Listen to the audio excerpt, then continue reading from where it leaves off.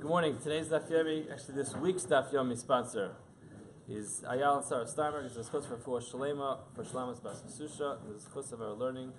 May Shlamas Basusha have a refuah Shalema, complete and enduring refuah. Today's Daf is Daf Yud Gimel. We are starting from the Mishnah on the bottom of Daf Yud Beis, Amud Beis, 12b. The Mishnah is about 10 lines up. So we did the Mishnah yesterday, but because today's Gemara is based on the Mishnah, we'll do it again. Ir sheyesh ba'avodas kachavim, a city that has within it avodas kachavim, haya b'chanuyos mu'utaros v'she'enim mu'utaros, zeh haya ma'aseh b'Beit Shan, v'amar kachavim mu'utaros asuros v'she'enim mu'utaros. So you have a city which worships an avodah Zara, and inside the city they have a bunch of shops. Now it seems like from Rashi that these wasn't just shops. It seemed like there was like a major fair, like a big flea market on this day of Avodah Zara. Now some of these shops decorated themselves in honor of the Avodah Zara. Other shops did not decorate themselves. The Mishnah is telling us that the shops which are decorated, those are the shops which are asur to enter. You can't go in there to make any purchases. But the ones that are not decorated, you can walk in. And we're going to see throughout the Gemara that it's not just a matter of walking in there. It seems that there is a special tax which they pay to the Avodah Zara. It's not like a regular tax that is paid towards the city. This is like kind of a voluntary tax that if you sign up for the Avodah Zara, so then you are signing up to pay your tax to this specific Avodah Zara based on your purchases. And we're going to see that it's not a tax that applies to anybody. You have to be a business in order to pay this tax. Personal people who are selling things out of their home, or someone who just sets up a table to sell some of his wares, some of his goods, he does not have to pay this tax.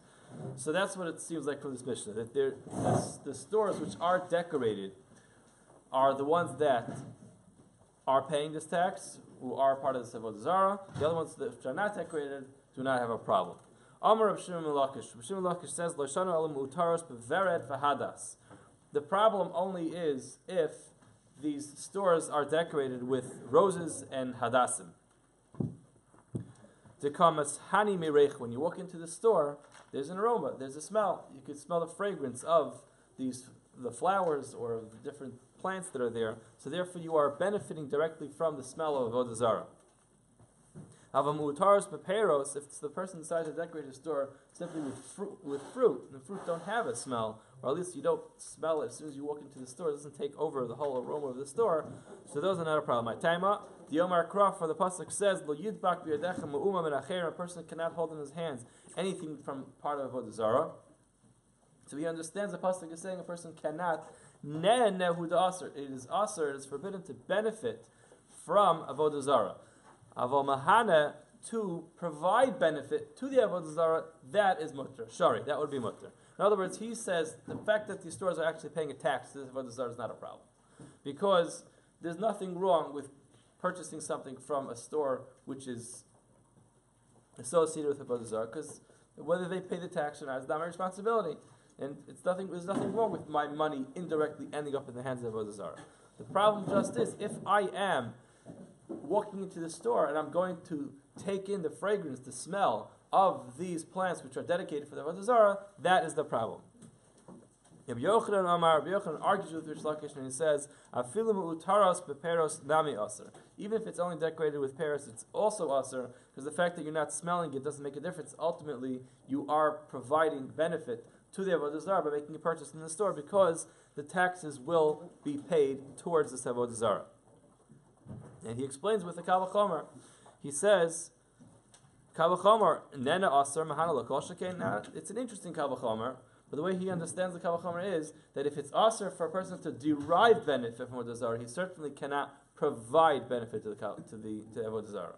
A person cannot benefit from the Avodah Zara, he certainly cannot provide something to Avodah Zara. That's the way he understands it. The Gemara asks the Kasha, Meisvei.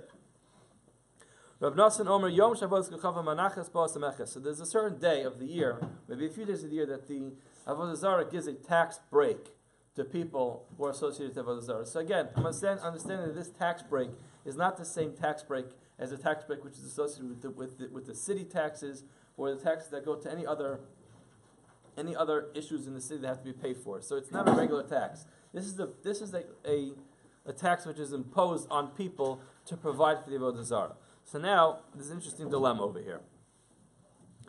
Yom Shabbos Kuchava Manachas Ba'osameches. The day that they give a tax break, Machrizin v'yomrim. They say, Kol mi shenotel atara v'yaniach barosho ubarosh chamoro lechvod Avodas Kuchavim yaniach l'osameches. Anybody who will wear this crown.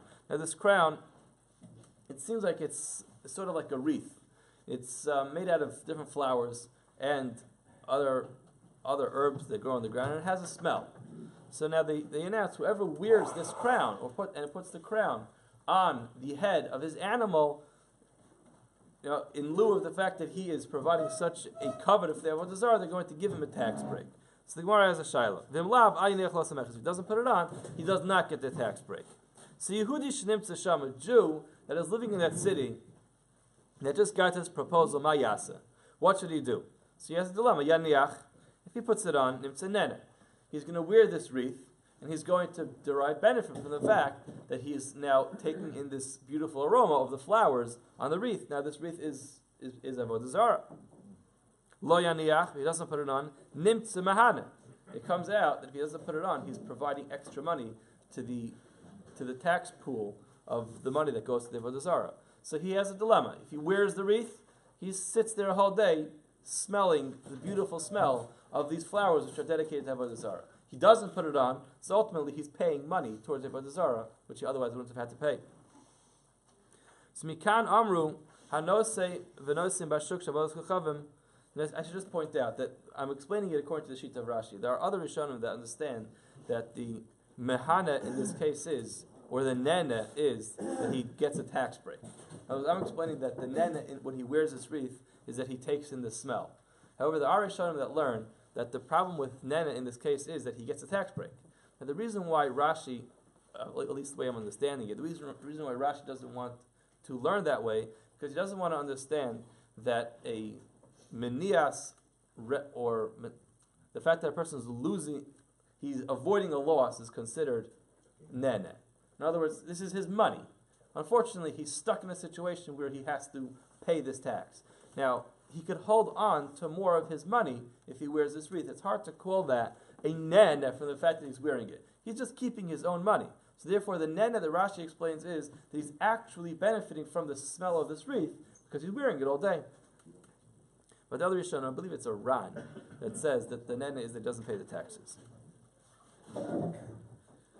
So, Mikan Amru, based on this Gemara, the Chacham said, Hanose v'nosim b'shuk shavos Chacham, someone who does business, in this case it's talking about purchasing, in the shuk, in the market of Avodas Chachavim, behema, if he purchases a behema ti'aker, we're going to see what ti'aker means soon. Peros, if he buys peros, ksus, clothing, v'kelim, or other vessels, yirkavu, he has to just leave them until they rot. In other words, he can't use them, and he should just leave them until they rot. He shouldn't burn them either, because burning them he derives benefit from the fact that there's a fire. So you should just leave it until it rots. Maos or klimatchos, money or kalim that are made out of metal, which are not going to rot. So then yolich in Yam HaMelech, you should throw them into the Yam HaMelech. The benefit of throwing into the Yam HaMelech is that the water there is so acidic they'll decompose on their own, and he doesn't have to even grind them up before he puts into the Yam HaMelech. He just throws into the Yam HaMelech, and eventually those kalim or that money will disintegrate. The Gemara asks, what is this ikar that we're talking about? If a person buys an animal, then it says ti'akar. What is ikar? Hamanasher parasosem and arkul. He cuts the leg below the knee to make it dysfunctional. So the fact is, we see that if a person does business with Avodah Zara, so then as a knas, as a fine for doing this business, he has to take whatever he purchased and make it dysfunctional. Now, the Gemara says, Katonim, yes, if you go back and just paraphrase one line, in this brisa, it says, Yaniach, if he wears the wreath, so then, Nirtze Nene. So we understand the problem with that. If he wears the wreath, then he derives benefit, then he has anah. That's a problem, he's benefiting from Avodah Zara. Lo Yaniach, Nirtze Mahan, if he doesn't put it on, then he's providing for the Avodah Zara. Hold on a second. Isn't this very clear brisa, that it is forbidden to provide benefit to Avodah Zara? So we had a machlokes at the beginning of the Gemara between Rish Lakish and Rabbi Yochanan, where Rish Lakish said the entire issue of walking into a shop which is associated with Avodah Zara, is the fact that they have plants that have a beautiful fragrance, and he's smelling it, but the fact that he's buying something and providing something for the Avodah Zara is not an issue. Well, we have a clear Gemara, a clear Brisa, that says that person is stuck in this dilemma, because if he wears the wreath, he's providing benefit to Avodah Zara. So clearly we see, not like Rish Lakish, a person cannot do something which provides benefit to Avodah Zara. The Gemara answers, Amar of Mesharshi Abreda of Idi Kasav Rav Shimon ben Lakish Pligi Rabbanan Alea Rabbi Nassan. Rav Shimon ben Lakish says, you're right. Rabbi Nassan, the way he said this brisa does not work together with my opinion. However, I believe that I have another brisa with the Rabbanan argue with Rabbi Nassan, and whenever we have a klal, the Yachiv Harabim and Lachik Harabim, and therefore, although this is a very nice brisa, the halacha, it's not kahalacha. We paskin differently. We paskin like the Chachamim who say differently. What's this brisa? V'yana, the Gemara continues. Again, Kasav Rav Shimon Lakish Pligi Rabbanan Aleh Rabbi Nassan v'Anad Amri Rabbanan. The Pligi Aleh, I Rish Lakish hold like the Rabbanan who argues on him. Rabbi Yochanan Savarlo Pligi. Rabbi Yochanan says there is no machlokes. Again, so let's read this again. Kasav Rav Shimon Lakish Pligi Rabbanan Aleh Rabbi Nassan v'Anad Amri Rabbanan the Pligi Aleh. Rav Shimon Lakish says, I believe that the Chachamim argue with Rabbi Nassan, and I go with the opinion of the Rabbanan who argue on him. Rabbi Yochanan who says there is a problem to provide benefit to Avodah Zara. Savar lo pligi, he says there is no machlokes. Everyone agrees with Rabbi Nassan that you cannot provide benefit to Avodah Zara. The Gemara asks the kasha lo pligi. This is just a matter of fact. Do they argue? They do not argue. You can't have a machlokes if they disagree. Let's check it out. Lo pligi, is it true that they don't argue about Tanya? We have a brisa that says Holchem liyarid. So a person can go to a fair of avodas kechavim. He's allowed to purchase from them an animal, avodim, slaves, shvachos, and female slaves, batim, houses, visados, and fields, akramim, and vineyards. V'kosev umaylo be'arkos shall have not only is he allowed to buy from these non-Jews, from these of the avodah zara, these different items, but also the kosev umayla be'arkos shalahem. He's allowed to go to the non-Jewish court system, and the erkos shalahem over here means just not simply non-Jewish. It means that it is the court system associated with the avodah zara. So he's allowed to go into their court system, which ultimately gives them a certain amount of honor and benefit that a Jew is coming to the court system, which is associated with the idolatrous movement, and he's allowed to write it down because he is taking possession away from them. In other words, the way we see it is that this avodah zara now has a lot of possession. When he goes and buys it, he's sort of rescuing all these items, these avadim, these shvachos, these animals. He's taking it away from avodah zara and he's bringing it into his hands. Now, not only that, he's allowed to go to their court system to file that he wrote it like this. He shouldn't have to face the fact that maybe one day someone's going to come to him and try to take it away. So he'll have it documented in their documentation, in their system, that he indeed does own it, and he legitimately owns it like this. He avoids having future problems when people come to be me'arer and to say that it doesn't belong to him. But we clearly see over here that he's allowed to purchase from avodah zara, and not only that, he's allowed to go into the court system of the avodah zara, which both of these actions are providing benefit to the avodah zara. Not only that, it continues, Impaya Kohen, if this person who was purchasing this item was a Kohen, Metama Mechutz La'aretz, he's allowed to even leave Eretz Yisrael and go to Chutz La'aretz. There's a Gemara that says that Chazal are Metama Chutz La'aretz because they don't know where all the Kvarim are. So it's a Tumah Midrabanan, so Chazal allowed a Kohen to go out of Eretz Yisrael into Chutz La'aretz for the purpose of being me'arer to make sure that this property belongs to him, to go to file it in their courts. Not only is it just like he's allowed to go to Chutz La'aretz and file his the documentation that he needs to show that he owns this item, he's even allowed to go into a cemetery to file this documentation. More immediately says back to, hold on, Beis HaKvaros, like can a Kohen go to the Beis HaKvaros? But that's to Daraisa. Very nice that we discussed going to Chutz La'aretz, which is only Tumah Midrabanan. Chazal gave Chutz La'aretz a din of someplace which is tumah, which is impure, so therefore Kohanim can't go there. But to say he can walk into a cemetery, that's a pasuk in the Torah. He's not allowed to do that. Chazal says let him walk into a cemetery to file his paperwork. Ella Beis Pras. No, it doesn't mean a real cemetery. It means a Beis Pras. Beis Pras is an area where they were plowing and they found bones. They found human remains. So the Chazal said anywhere within, where was it? I think it's 100 Amos. 100 Amos, he's not.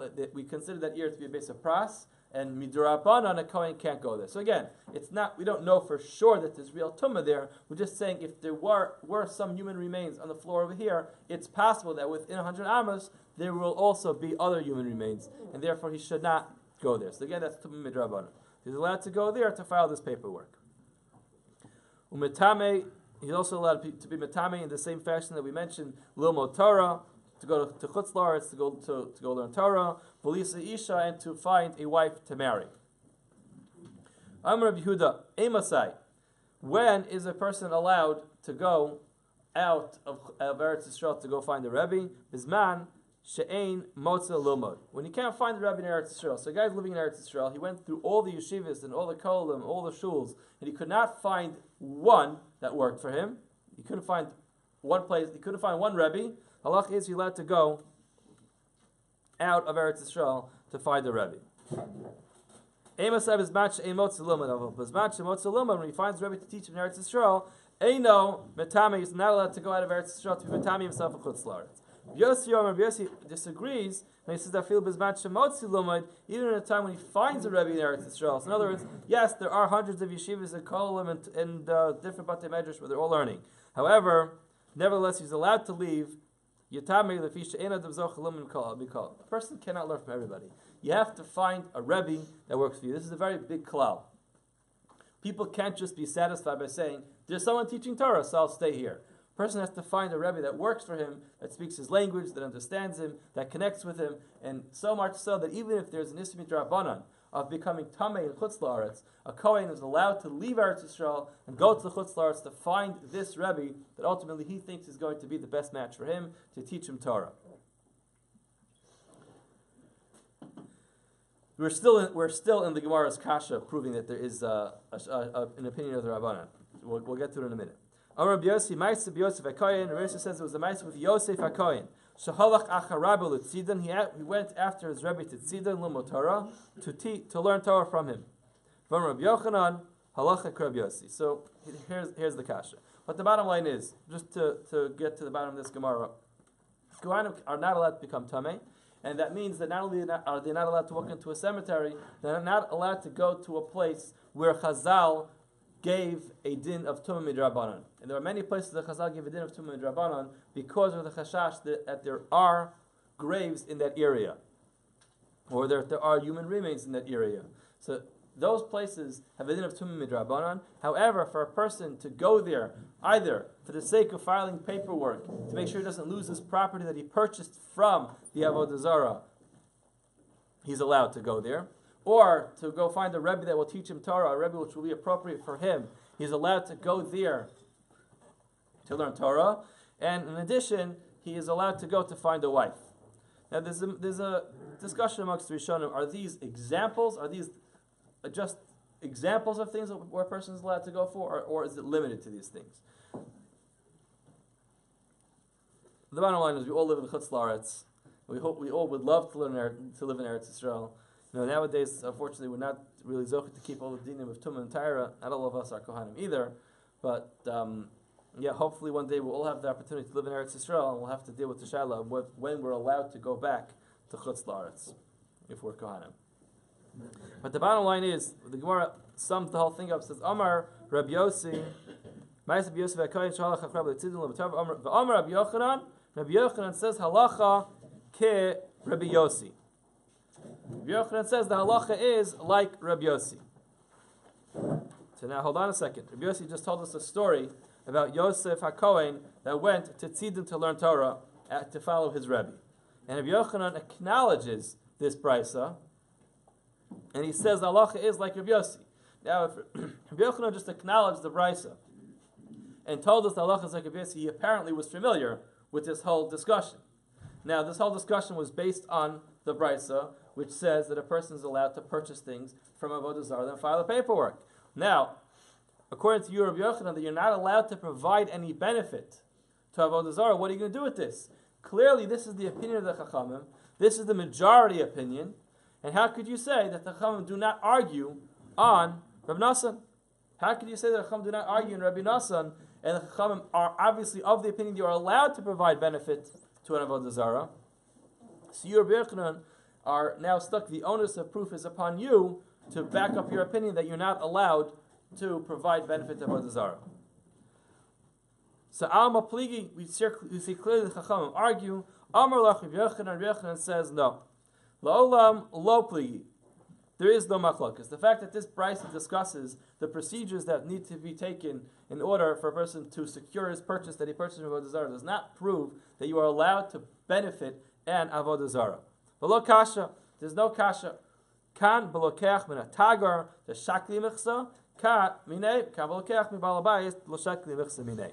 So again, like I pointed out earlier, it doesn't mean that this is a basement business. The guy's not filing his taxes in his IRS form. It just means the guy's a balabayis. He is a personal individual who is selling items, and this tax from the Avoda Zara was not imposed on individuals. In other words, the Avoda Zara had a fundraising committee, but they did not run a personal IRS out of this Avoda Zara office. They couldn't track down every individual in town and every item that was sold to be able to tax those items. This is a tax that was imposed on businesses, official businesses that had stores that were always selling, so those people had to pay this tax as if they were associated with Avoda Zara. However, individuals who personally decided to sell a few items, to sell his animal, to sell a slave, or to sell a field, or a vineyard, those are personal sales. They were not subject to this tax. And that is the way Rabbi Yochanan understands this opinion of the Chachamim.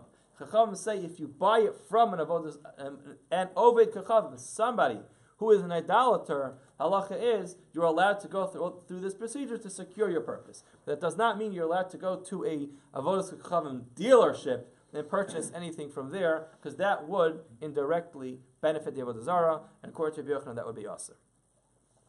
Okay, so now we're going to focus on a couple of the lines that came up in these brises. So again, just to sum it up, we have a mission which discusses the halachas of walking into a fair which is run by Avodah Zara, and there are some stores which are decorated, some stores which are not decorated. The shita of Reish Lakish is that the problem of walking into the stores that are decorated has nothing to do with benefiting Avodah Zara. It is simply deriving benefit from Avodah Zara. Since it smells beautiful in the stores, you're not allowed to walk in there. Rabbi Yochanan argues and says, of course, there is a problem to benefit from it, but there's also a bigger problem to provide something which will go to the Avodah Zara, and therefore, there would be a problem of walking into a store, even if it's only decorated with fruits and vegetables, which do not give off such a nice aroma. At the end of the day, we do not have any raya, one way or the next, which one is true lahalacha, because although Rabbi Yochanan is of the opinion, although Reish Lakish seems to back up his opinion with the opinion of the Chachamim, Rabbi Yochanan denies that is the opinion of the Chachamim. He says the Chachamim were talking about a different case where there was no tax being paid to the Avodah Zara. The Gemara continues.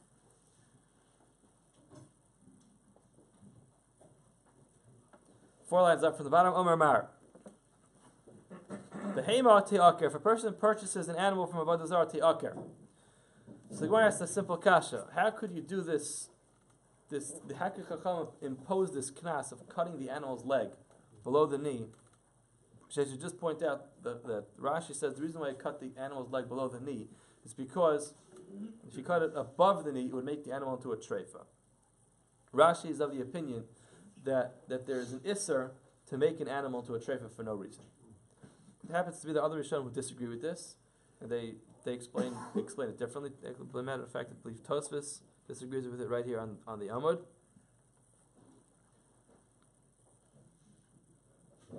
Yeah, he writes, Pirish HaKuntris, Rashi writes, the Ikor Shal Treifa Aser, to cut the animal above the knee is going to be aser because it makes it into a treifa. Because the Pirish is Gabi Oken Shal Malachim. So the Tosfos Velona here, it's not true. In other words, you don't have to cut it so high up because it causes more damage, it's enough to just cut it lower than the knee. So it's basically a simple machlokes between Rashi and Tosfos. Is there an isser in and of itself to make an animal into a treifa? Rashi says yes, and therefore you have to ensure, Chazal had to ensure that when they imposed this knas, that they weren't telling people to make an animal into a treifa. Tosfos says that it's not because of any halachic matter, it's just that it's enough to ask them to cut it below the knee. Now, the Gemara asks the kasha, this is Tzar Balachayim over here. The guy buys an animal, and Chazal are not telling you that because he bought the animal from the wrong place, he has to hurt the animal. So the Gemara says, Amar Abaya, you're right, there is Tzar Balachayim, but we see from a pasuk in Yeshua, when Yeshua was fighting the Canaanim, Amar Achmana es Suseim Te'aker. You see clearly that he was given instructions by Hashem to do this same exact procedure to their horses. So the Gemara is backing it up by saying, you're right, it would be Tzar Balachayim under normal circumstances, but because we're dealing with the case of Avoda Zara, it's mutter. Tosfos actually has a problem with this. Tosfos doesn't like this comparison. It says there was a tzibur from Hashem. Hashem told Yeshua to fight the Canaanim and to do this to their animals. But how could Chazal do it? So he brings a raya that it would be mutter for Chazal to impose such a knas in order to ensure that people don't buy it. In other words, ultimately we don't want this to happen. The idea is that if you're going to buy an animal from Avoda Zara, it's going to be useless, so don't buy the animal.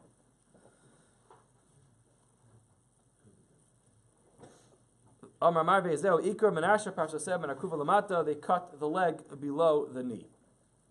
For a minute, the Gemara asks the kasha, hold on a second, how can you tell me that this process of te'aker, of ikur, is cutting the animal below the knee?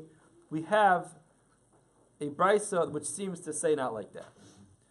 Ein makdishin ve'ein machrimin ve'ein ma'arichin bezman hazeh. So these are different ways of making things kadosh to the Bedek Habayis. The different terminologies a person can use to take his personal possession and donate it to the Bedek Habayis. Either it's through being makdish or through using the term of cherem or erechin. Any one of these things a person should not do bezman hazeh. And the reason is because if you do it bezman hazeh, you're in trouble. Because there is no base of makdish, unfortunately. So if you donate something to the Bedek Habayis, there is nothing to do with it. So if it's just going to sit around for a long time in the possession of Bedek Habayis, we are nervous that someone's ultimately one day going to eat it, which will bring to a takala because he's not allowed to eat it. So therefore, don't make it hektish even to start with. Vim hektish v'hechrim v'harech. If a person does do it, behema ta'aker, they should make the animal unusable. Ti'aker, they should do the process of ti'aker. Again, it doesn't say what ti'aker means. It says te'aker. Peiros, k'shus v'kelim yirkavu. If it's fruits, clothing, or kelim, other vessels, they should allow them to become rotten. Ma'os, the klimatchos, if it's made out of metal, then what he should do with it is yolichem yam melech, he should throw it into the yam melech, where it will decompose because of the acidic nature of the water there. Now here's where the kasha comes. Ve'zeu ikor. What is ikor? The Mishnah over there explains, no el delas b'fanei v'mesa. It causes it to die on its own by locking it into a room where it will die by itself. So clearly we see that ikor is different. It doesn't mean to cut the animal's leg. It means to put it into a situation where it's going to die. No, lock it into a room and it will die on its own. Amar Abaya.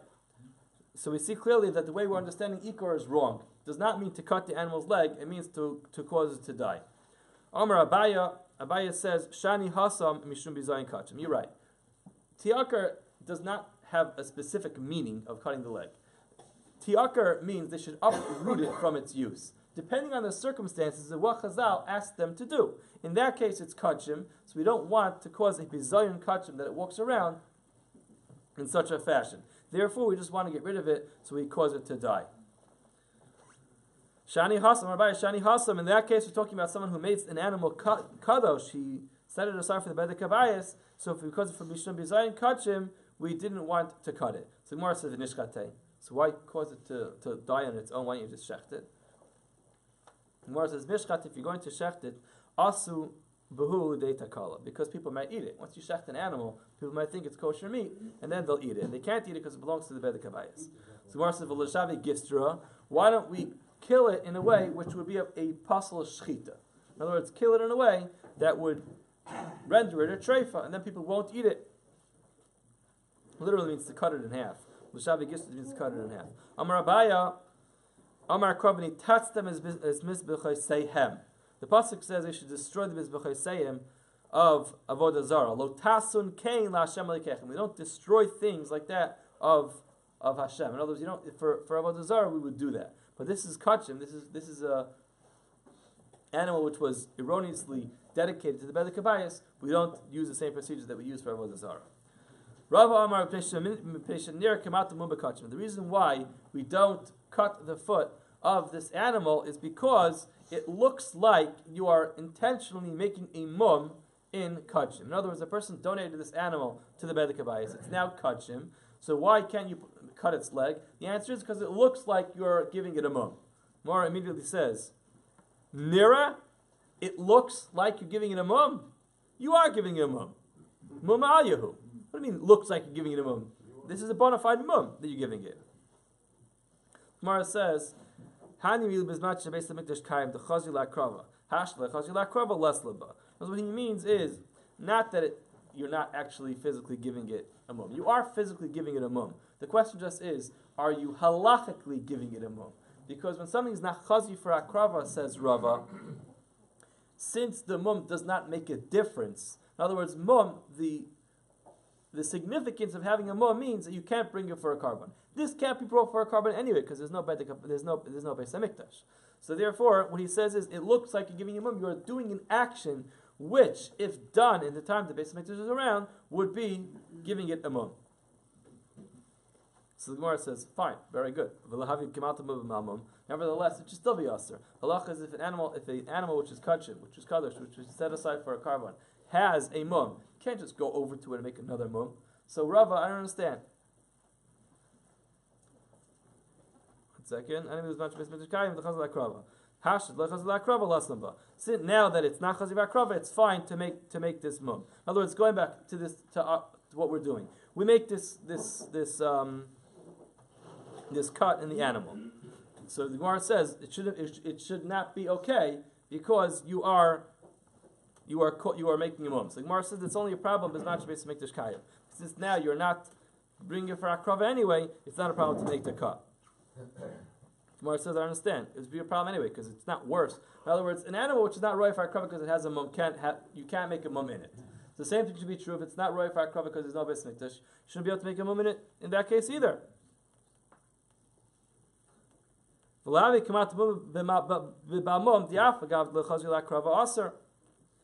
not chaziv akrava because there's no Beis Hamikdash, even though it's not chaziv akrava because it has a mum, you're still not allowed to make a mum. So the same thing should be true if the animal is bizman hazeh. You should not be allowed to make a mum in it because, despite the fact that it's not chaziv akrava. Gemara says balmom, an animal which is present in the time of the Beis Hamikdash, nihid lo chaziv legufei. You're right, it can't be brought as a carbon in and by itself, l'dami chazi. You could ultimately redeem it onto money, and then buy another carbon, and then be makriv, bring the other animal as a carbon. Fukihacha, excluding our case, which is bizman hazeh, you can't do anything with it. Delo l'dmei chazi, lo l'gufei chazi. It's not. You can't be brought for a carbon even if you use its money, or it itself cannot be brought for a carbon. Therefore, there would not be a problem making a mum in it. Ashkechei Rabbi Yonah, Rabbi Eloi, the kai apiska tzur. Rabbi Yochanan found Rabbi Eloi standing at the piska, at the opening to tzur. Amar lei, katani behemet yaker.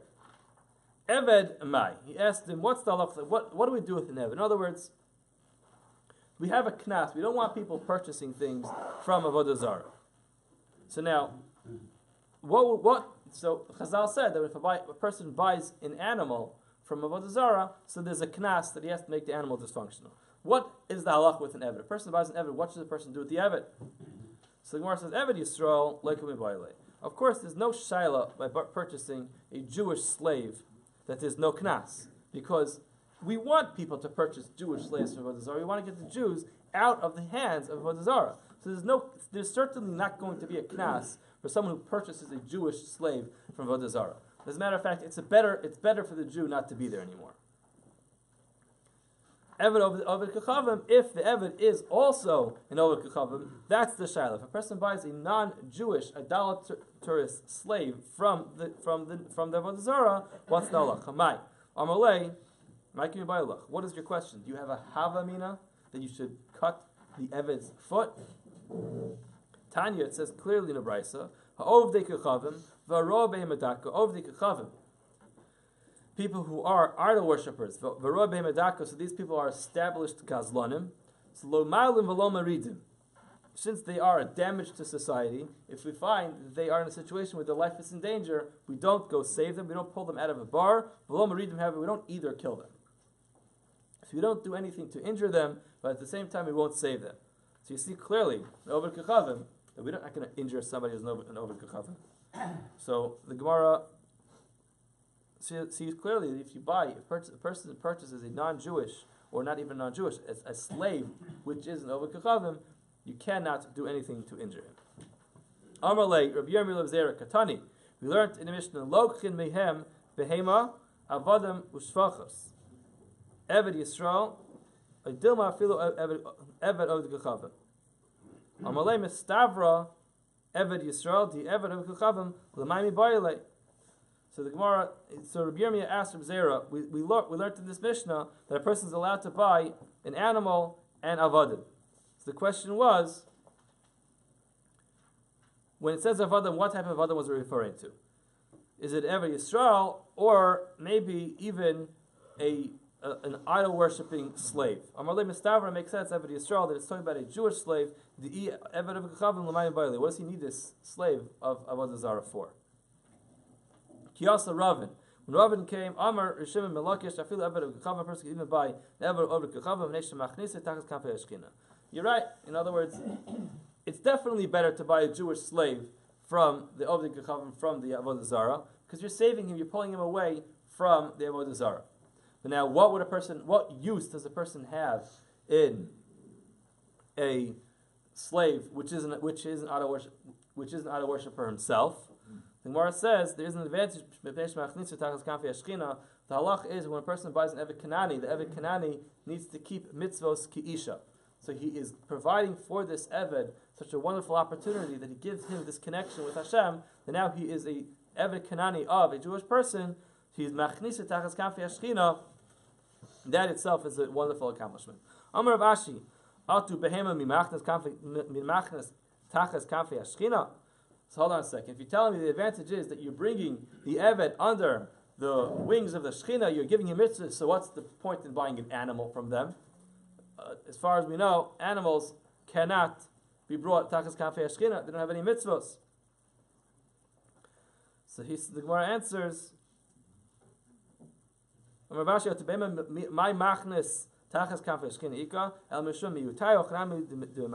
words, the Gemara says what we do is when we purchase an animal from the Avoda Zara, what we're doing is we're depleting their assets.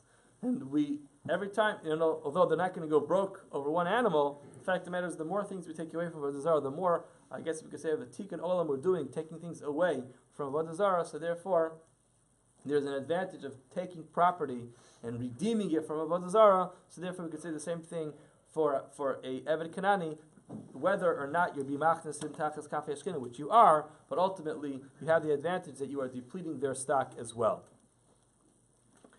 Rabbi Yaakov Zavan Sandala. Yaakov purchased a shoe from Avoda Zara. Rabbi Yirmiyah Zavan Pita. Rabbi Yirmiyah bought bread from the Avoda Zara. Which, just as a side note, Tosfos asks the kasha, how did he buy bread from Avoda Zara? Why was it kosher? So this is Pasakum. So Tosfos has a number of terutzim, but one of the terutzim is one that we rely on all the time, is that there's something called paspalter. If it comes from a baker, so then it's a machlokes exactly how we treat that. Lamaisa, for the most part, Ashkenazim are mekel, and they do eat bread as long as it's kosher, as long as we know that there's no non-kosher ingredients. If it comes from a non-Jewish baker, it will be mutter as opposed to buying it from a balabayas. So we'll see if that works in a minute. Yaakov Zavan Sandal, Yaakov bought a shoe. Rabbi Yirmiyah Zavan Pita, he bought bread from the Avoda Zara. Amar lei chad lechavri. One said to his next, Yasma, Ovid Rabachachi. Says, you're out of your mind. Your Rebbe did this. How do you buy these things from Avoda Zara? Hachi Amar lei. Idach, the other one said the same thing. Yasu Avad Rabba Chachi. In other words, how did your Rebbe buy? Each one was saying to the other one, how did your Rebbe teach you to buy these items? Both of them bought it from Balabayas, so therefore the advantage would be that there's no tax.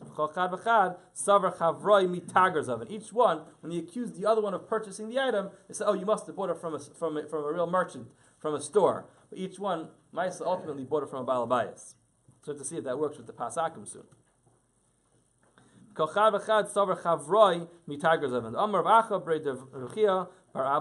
Abba says, the name of Richter, the problem only is if you purchase from a merchant. The Shakti Michsamine, he is ultimately going to be paying this tax to the Avoda Zara. The person buys it from an individual seller.